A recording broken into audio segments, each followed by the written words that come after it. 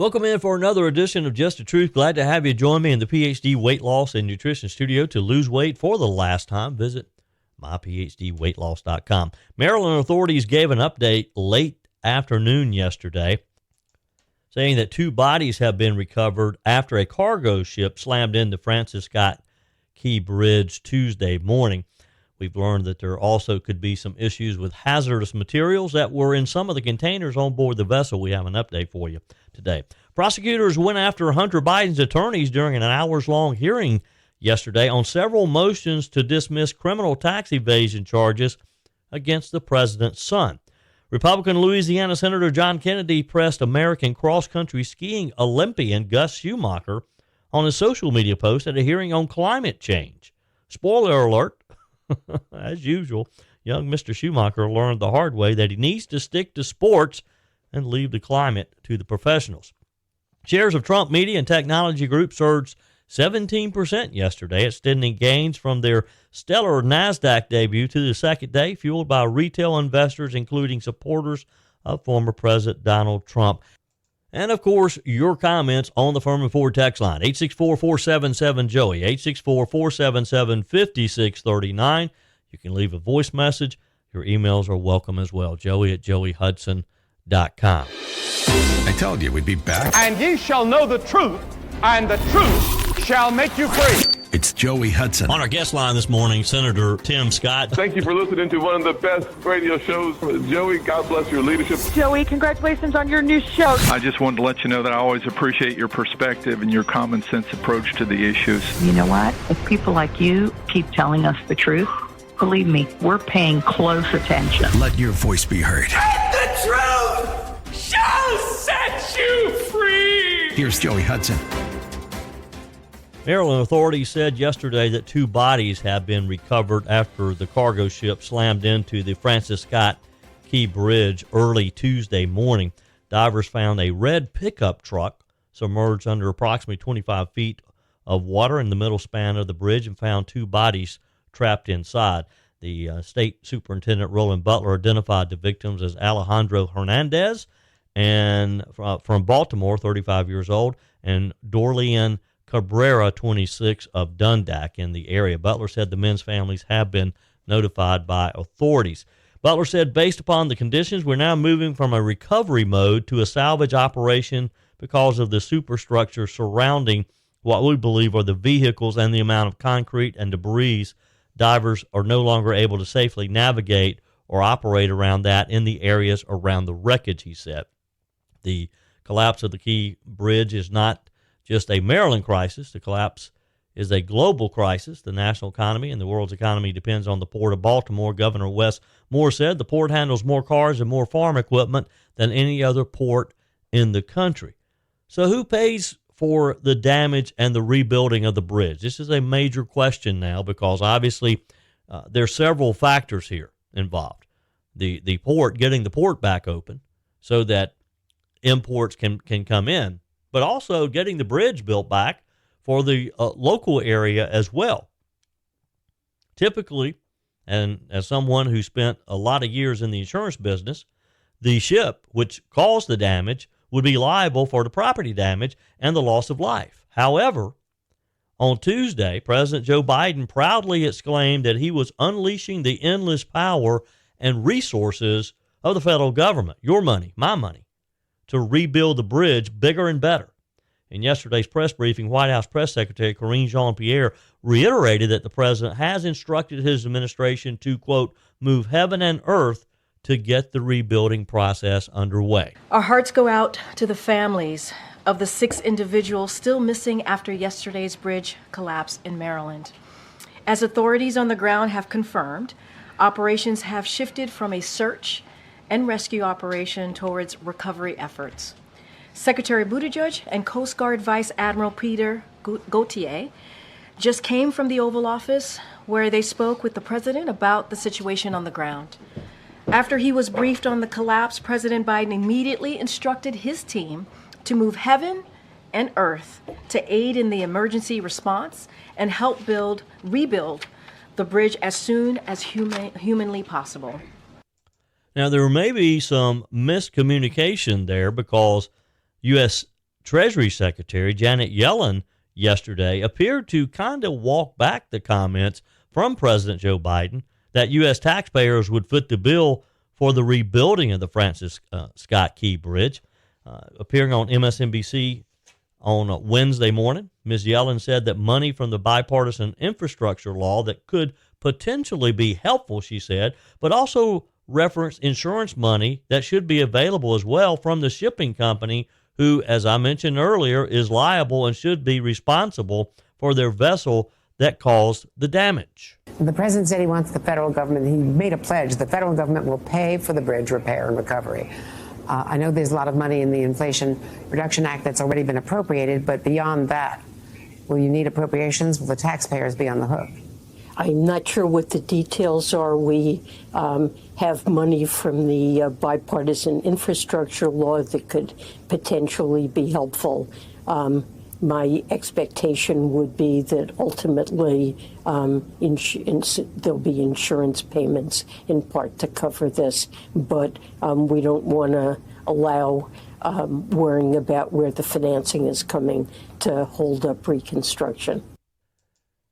Now, Ms. Yellen's comments come a day after Joe Biden said that it was his intention that the federal government will pay for the entire cost of reconstructing the bridge.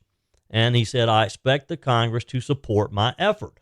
Biden said that while the effort will take some time, the people of Baltimore, quote, can count on us. And what about the insurance payment? Well, it appears that an obscure 19th century law could potentially limit the liability for the owner of the cargo ship.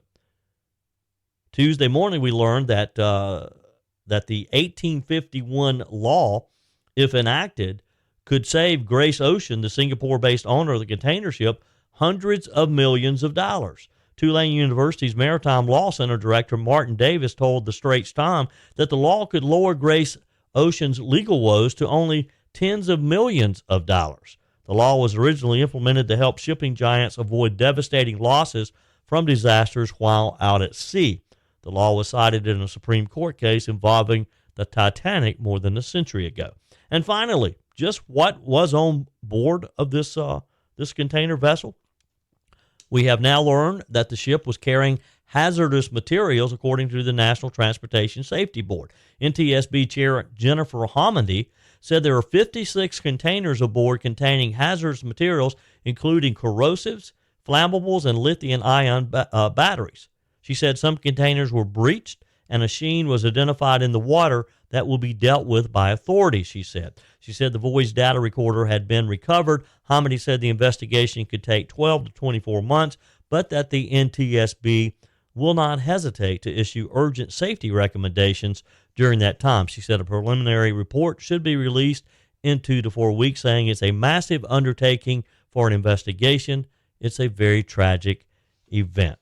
864-477-JOEY, 864-477-5639, the Firmin Ford text line. Your comments are welcome. Prosecutors went after Hunter Biden's attorneys during an hours-long hearing yesterday on several motions to dismiss criminal tax evasion charges against the president's son. We're going to get into that in just a moment. First, let me talk with you about getting healthy and losing some of that excess weight. Is this a year that you're going to get healthy? Are you considering PhD weight loss and nutrition? You've heard me talk about my journey for many years now. I'm soon going to be celebrating my 4th year anniversary, if you will, with PhD weight loss and nutrition. And boy, am I glad I made that call almost 4 years ago to Dr. Ashley Lucas and her team at the Greenville office of PhD weight loss and nutrition. They have offices in Asheville, Charlotte, and Lake Norman as well. If you want to lose weight for the last time, let me encourage you to visit myphdweightloss.com, or better yet, go ahead and call right now, 864-252-4925. Set up your appointment for your consultation and get started right away. And in just a few weeks, you too can be talking about losing 10, 20, 30 pounds. It took me about 4 months or so. I started in July, and by mid to late November or so, I had lost 30 pounds. Been able to maintain that as well. You can too. 864-252-4925. If you want to feel better, have better focus, be able to do things maybe you haven't been able to do for quite some time now, Call PhD today. Set up that consultation. 864-252-4925. PhD Weight Loss and Nutrition, the official partner of the Clemson Tigers. The first son did not appear in federal court in Los Angeles yesterday, but his attorney, Abe Lowell, argued in favor of dismissing what he claimed were politically motivated charges. He said the government was perpetrating the least ordinary prosecution a person could imagine. The tax charges against Joe Biden's son, Hunter, stem from a years-long investigation conducted by special counsel David Weiss. Lowell claimed that the timeline of the case showed misdemeanor charges against Hunter Biden into several felonies. As special counsel attorney Leo Wise made his arguments against dismissing the case, Lowell shook his head multiple times, appearing a bit annoyed. Wise said at one point in reference to Lowell, calling his arguments in favor of dismissal fact-free pleadings. He said, when you don't have the facts, you attack the law. When you don't have the law, you attack the facts. When you don't have the facts or the law, you attack the prosecutors. Wise said Abe Lowell has attacked the prosecution for working for Jim Jordan, Biden, and Putin. These are fact-free pleadings, he said. Judge Mark Scarsey, who presided over the proceedings in the packed courtroom, cut off representatives for both sides several times during the hearing. He said he plans to rule on several motions to dismiss federal tax charges against Hunter Biden by April the 17th. As the hearing wrapped up, Judge Scarsey noted that all sides had agreed on a next pretrial hearing in Los Angeles on May 29th at 1 p.m. Previously, Hunter Biden pleaded not guilty to all 9 federal charges against him stemming from Weiss's investigation. Hunter's trial is scheduled to begin on June 20th. Weiss charged Hunter Biden in December alleging a 4-year scheme when the president's son did not pay his federal income taxes from January 2017 to October 2020, while also filing false tax reports. The charges break down to 3 felonies and 6 misdemeanors concerning $1.4 million in owed taxes that have since been paid, not by Biden, but by his sugar brother. In the indictment, Weiss alleged that Hunter engaged in a 4-year scheme to not pay at least $1.4 million in self-assessed federal taxes he owed for the tax years 2016 to 2019. The special counsel alleged that Hunter spent millions of dollars on an extravagant lifestyle rather than paying his tax bills, and that in 2018 he stopped paying his outstanding and overdue taxes for tax year 2015. Law is also seeking to dismiss gun charges Weiss brought against Biden in Delaware. The president's son pleaded not guilty to all counts in October. Law also argued in court Wednesday that a diversion agreement on the tax charges was still in effect. The diversion agreement was included as part of the original plea deal that collapsed last summer in July. 864-477-5639 is the Firmin Ford text line. Your comments are welcome there. You can leave a quick voice message. Email us, joey@joeyhudson.com. Republican Louisiana Senator John Kennedy pressed American cross-country skiing Olympian Gus Schumacher on his social media post at a hearing on climate change. Spoiler alert, young Mr. Schumacher learned the hard way that he needs to stick to sports and leave the climate, and testifying in front of the U.S. Senate, to the professionals. Portions of today's show brought to you by Firmin Ford. Are you looking for a new vehicle for you and your family? Maybe you need service on your existing one. Doesn't have to be a Ford. You do not have had to purchase it from Firmin Ford.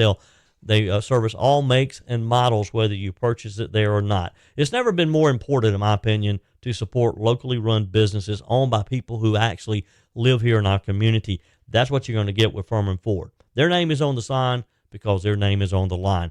Jim and Matthew Firmin, father and son, operators of Firmin Ford, they take that very seriously. They want to have an impact on their community. They want to service what they sell, and they do that very well. When you call, when you email, when you stop by Firmin Ford, you're going to have access to a member of the Firmin family, as it should be. They'll help you navigate some of the great deals they have on their huge selection of pre-owned vehicles and their new vehicles as well. And what's even better, when you drive your new vehicle off the lot, you're going to know that your money is staying right here in our community, supporting the community that we all love. Firmin Ford, find them online. Take a look at all their inventory at FirminFord.com. That's FirminFord.com. This next segment I just love the way Senator John Kennedy will zero in on some of the simplest questions, but his targets, and in this case, a young 23-year-old Olympian who was invited by the Democrats to be a so-called expert witness on climate change, Senator Kennedy exposed him to really not being an expert on anything. Climate change, of course, has been significantly impacting winter sports, according to Schumacher, who testified at the hearing on the nature of climate costs. Kennedy told Schumacher that he likes to research witnesses who are advising the government, and that he discovered controversial social media posts the athlete had made in the aftermath of George Floyd's death in 2020. It didn't stop there, though. So here's what happened. Gus Schumacher, he's the Anchorage Olympic cross-country skier. He arrived at his first ever congressional hearing in Washington, D.C., knowing that he could potentially be a target. I suspect this will be his last appearance in Washington, D.C. as well. The Senate Budget Committee's chairman, Rhode Island Democrat Sheldon Whitehouse, had invited Schumacher to testify in one of a series of more than a dozen hearings about the harm climate change is inflicting on the nation's economy. He was testifying alongside a fly fishing outfitter and an official from an outdoor gear company. Schumacher was in the room to talk about the impact of global warming on the $1.1 trillion outdoor recreation industry. And according to the Alaska Beacon, he had been warned about the possibility of probing questions from the committee's Republican members. One of them, Mitt Romney of Utah, had previously derided White House's climate focus as more Barbie than Oppenheimer, and said that while the issue is important, the Budget Committee should be more focused on federal spending. And it makes sense, doesn't it? For once, I agree with Mitt Romney. The Senate Finance Committee, when it's talking about budgeting, it should talk about budgeting, spending money, not climate change. The Beacon wrote, the hearing's opening was perfunctory. White House began by describing climate change-related disruption to duck hunting and recreational fishing and storm damage to infrastructure at Yellowstone National Park. He also took his GOP colleagues to a task for mocking and warnings about the climate emergency. The invited witnesses then shared their testimony, with Schumacher describing himself not just as a professional athlete, but as a concerned citizen troubled by the effects of climate change on our environment and the activities we cherish, he said. His message, climate change has dramatically changed winter sports and the environment itself, and society needs to invest in renewable energy, sustainable land management practices, and reducing greenhouse gas emissions. That's how he opened things up. That's when things kind of went off the rails.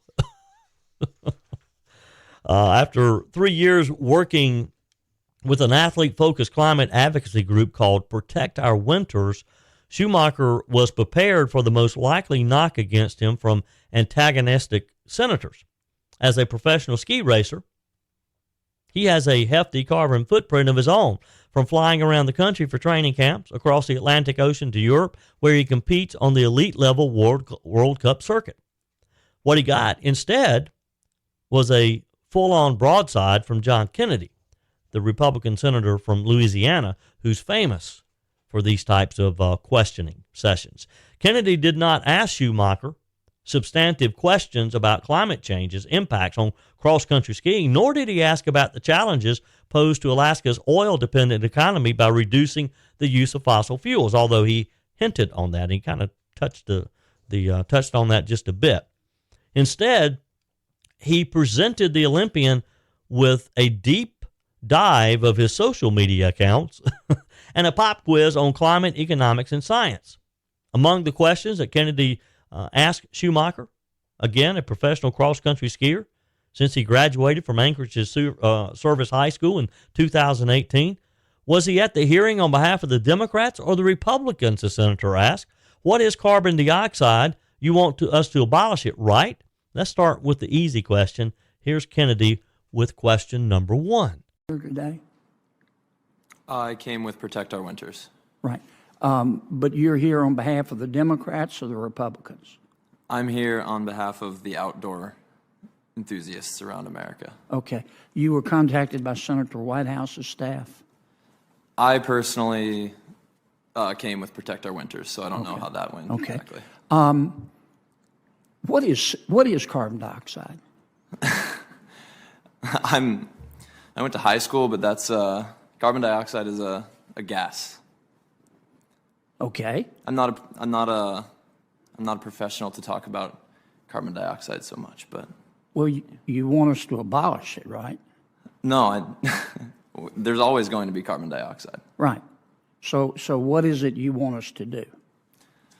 Let me back up, because I want to. I mean, you're here as an expert. Tell me more about what carbon dioxide is.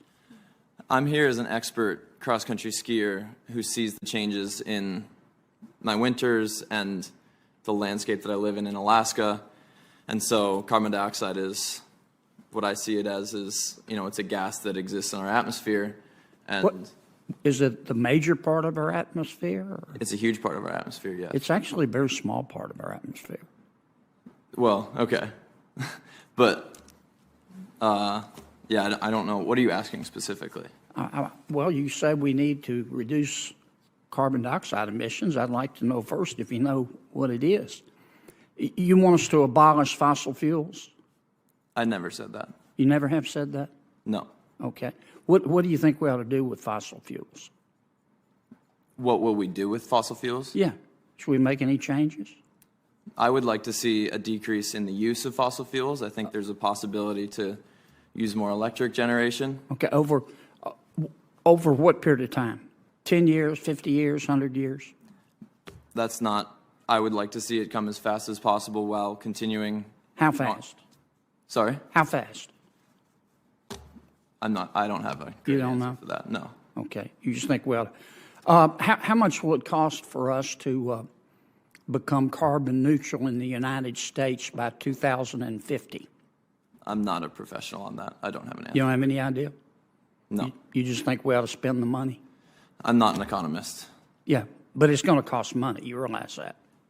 Yeah, but we've also talked about the trade-off of what the cost of climate change as emergencies will cost in the future also. So right, but it's going to cost trillions of dollars to become carbon neutral by 2050, right? I do not know. You don't know. You just think we ought to do it.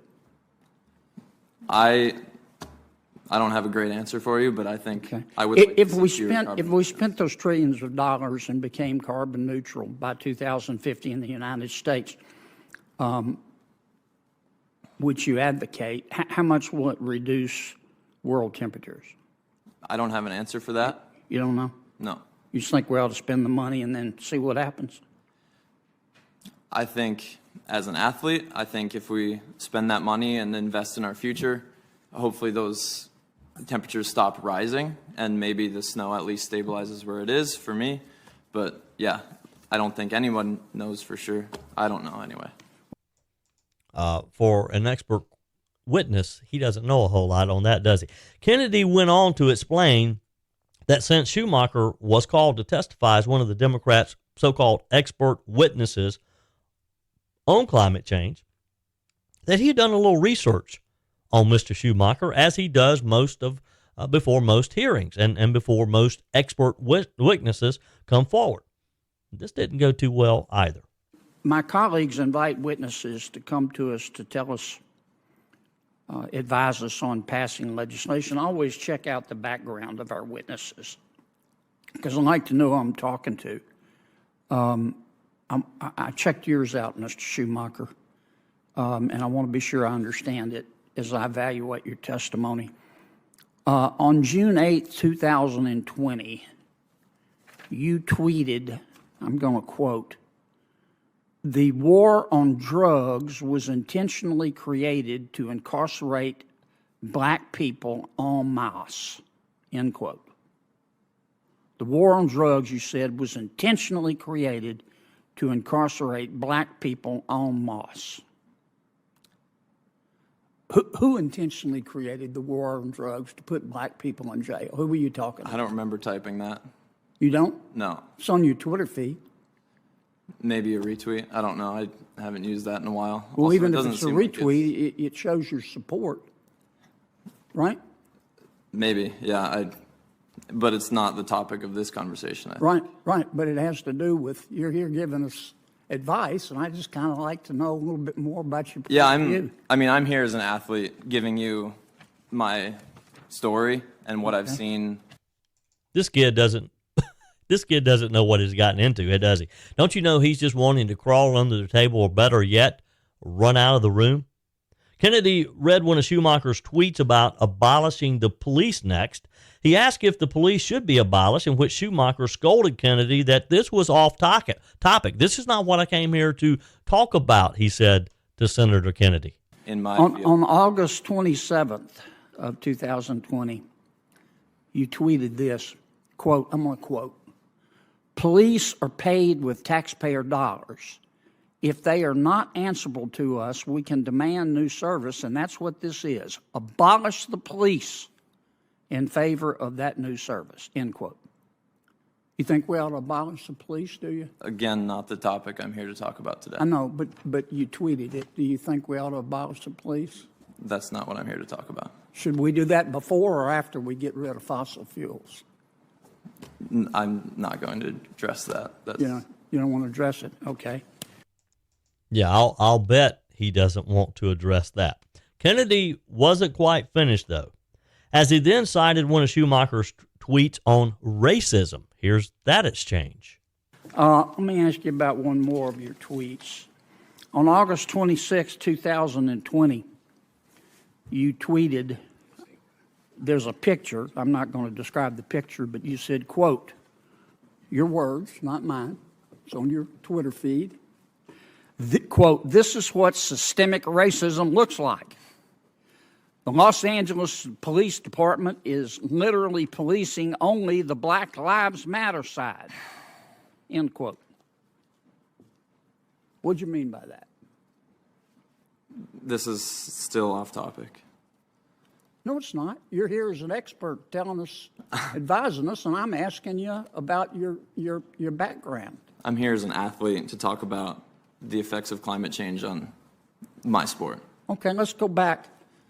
Well, I'm almost out of time. Senator, you're well out of time, and we have other senators waiting, so please wrap up when you have a moment. All right. Thank you all for your testimony.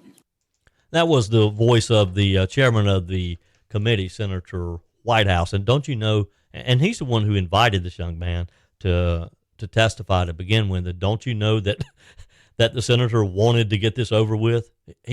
I'm sure he wanted to crawl under the table with this guy, or at least get out of the room and move on.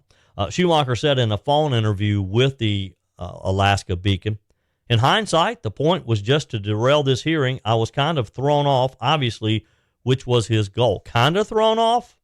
I don't know that you were ever even in the room. I don't know that you were even in the competition. Kennedy said that the left's plan to bring the world to carbon neutrality amounts to a fantasy based on trillions in spending that it would require. Schumacher later said that Senator Sheldon Whitehouse, the chairman of the committee, apologized to him for Kennedy's aggressive questions. Apologized? Do you think there was an apology needed? This kid was invited by the Democrats to be an expert, and can't we expect experts to be able to answer some simple questions? Does this guy need an apology? He should be apologizing to the committee for wasting their time. You agree? 864-477-5639 is the Firmin Ford text line. You can leave a voice message. Emails are welcome as well, joey@joeyhudson.com. Does this guy need an apology? Does he deserve an apology? Or should he be apologizing to the committee, again, for wasting their time? On the Firmin Ford text line, Jennifer says, "Hey, Joey, appreciate and agree with your take on the Ronna McDaniel story. I've not supported her for a long time, but it wasn't personal. It's just that she's not been effective as the RNC chair. The Republican Party in D.C. is flapping in the wind with grandstanders and people like Mike Gallagher, who's walking out short of his term in the House, leaving the Republican majority vote dangling by a thread." That's a Congressman, Mike Gallagher, by the way, and not my buddy, talk show host Mike Gallagher. Jennifer goes on to write, "And these people who are once again predicting a red wave, I agree with you, that's scary talk. It's too early. What's being done in all the individual states to ensure election integrity? Let's hope that Mike Whiteley and Laura Trump, RNC leadership, we'll run with that. Thank you, Jennifer. On the Firmin Ford text line from Tony, Joey, Ronald Romney being fired just goes to show you who's in charge, Democrats, Republicans, or gutless. And Chris writes, I agree with you, Joey. I love Trump, and he's the best man for the job, and I love how he loves his country, but he does need to learn to keep quiet and let the attorneys do their job. I feel like every time he comes out and says something about the judge or prosecutor, it just makes things that much worse. I think it's time Trump just steps back and take a breath and see how it plays out. As you always say, God's got this. He's still in control. Thank you, Chris. That was on my comment yesterday, I think, that I sometimes wonder why, with the gag order, why Trump puts himself in this position to begin with. Why not just stop commenting on the judge and get out on the campaign trail? Our text of encouragement today, Joel writes, faith, it does not make things easy. It just makes them possible. God bless. Thank you, Joel. Appreciate that. From the email inbox, Chuck from Pennsylvania. Good afternoon, Joey. On your podcast in the recent past, you mentioned that you were not sure there was any need to have an independent as a vice presidential candidate. And that was not a quote. With all due respect, I would request that you watch Tucker's interview with Tulsi Gabbard, and I would love to hear your thoughts about it. Chuck, I will certainly watch that full interview. I've seen some of the highlights, but I haven't watched the entire segment. I'll do that and report back to you. 864-477-5639. Your comments are welcome on the Firmin Ford text line as well, and you can send me a quick email, joey@joeyhudson.com. Shares of Trump Media and Technology Group have surged 17%, extending the gains from their just amazing Nasdaq debut to the second day. We're told by the analysts that these were fueled by retail investors, including supporters of former President Donald Trump. I'll give you the details on that in just a moment. Portions of today's show brought to you by none other than Discounted Appliance Warehouse. You know that it's where I buy all of my appliances. Discounted Appliance Warehouse in Pickens. If you're tired of buying appliances from inexperienced salespeople who have absolutely no knowledge of the appliance they're selling you, like at some of the big shiny box stores, you're not going to get that at Discounted Appliance Warehouse. They're going to talk with you about the different options, the different brands they sell, the features, because appliances are not inexpensive, and you can't afford to get that wrong. You can't afford to buy the wrong one. That's why I recommend shopping at Discounted Appliance Warehouse. They have an A+ Better Business Bureau rating, nearly perfect reviews on Google. The team at Discounted Appliance Warehouse, they have the knowledge you need to have confidence in your purchase. They'll show you around the warehouse, over 11,000 square feet that's slammed full of new appliances. At any given time, they'll have 1,500 or more new appliances you can buy today, quite often use it today. They have you covered well past the sale, too, with some of their with their award-winning service department, their expert installation, and their extended warranties. Discounted Appliance Warehouse, they're in Pickens and online at dawpickens.com, dawpickens.com. So, you know, there's been a lot of talk about Donald Trump's net worth, as some of these prosecutors are claiming, particularly in New York, the Attorney General claiming that Trump has overstated the value of some of his buildings, the overstated his wealth. She claims that he did this in order to get good insurance rates, in order to get good finance deals from the banks. Of course, the insurance companies and the banks, they're quick to tell you they haven't lost any money on Donald Trump. They're fine with continuing to do business with Donald Trump. This is just a smear tactic by people like the New York Attorney General to try to discount Donald Trump as we head into November. Because as a Democrat, she is frightened that Joe Biden's going to be sent back home for permanent retirement. Well, one thing that's not to be debated is the value of TMTG, shares of Trump-controlled TMTG, which owns his True Social network. They've climbed over 30% since they began trading on Wall Street on Tuesday of this week through a merger with a blank check company already listed on the Nasdaq. With the stock last at $67.69, TMTG had a market capitalization of $9.1 billion, lifting the value of Trump's stake to over $5 billion. So we at least know he's worth $5 billion, don't we? Letitia James would have you believe that that he's not a billionaire. In this case, Truth Social is worth at least $5 billion for Trump. Susanna Streeter, head of money and markets at Hargreaves Lansdowne, said there's likely to be significant volatility ahead as a share buying frenzy among his supporters may wane and investors dig deeper into the fundamentals. Truth Social has about 8.9 million signups. Unlike other social media platforms, it has not publicized how many active users that it has. Some on Wall Street have questions about it, but hey, look, so far, Trump has to be pretty happy with the rollout of this. In comparison, X had about 238 million daily active users as of June 2022, the latest available data. Reddit has 73 million active users, and its stock market value was about the same as TMTG's on Wednesday as it dipped 10% in the fifth day of trading since that social media company's Wall Street debut last week. Got a lot of social media companies going public here, huh? Blank check company Digital World Acquisition Corp. And the newly listed TMTG have surged over 600% since their merger was announced in 2021, cementing TMTG status as one of Wall Street's so-called meme stocks. We'll see.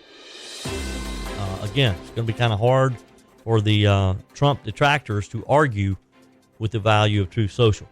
That's it for today's edition of Just the Truth. Thanks for joining me in the PhD Weight Loss and Nutrition Studio. To lose weight for the last time, visit myphdweightloss.com. If you haven't joined our mailing list, go to our website, joeyhudson.com. Click on Connect with Joey, and you can receive our emails with the most up-to-date news. Also, find me on YouTube. Just search for Joey Hudson.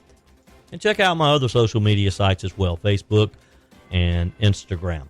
Appreciate you spending a few minutes of your day with me because I understand you do have choices. And let me ask you, like I always do, for a favor. Share Just the Truth with a friend today. Just click on the share button, send it over to a couple of your contacts. Let them know what we're doing here in this community that we're building in Just the Truth. Keep those comments coming via the Firmin Ford text line, 864-477-JOEY, 864-477-5639. Your emails are welcome to joey@joeyhudson.com. We're back again tomorrow. I hope you'll plan to join us too. Until then, remember, God's got this. He's still in control.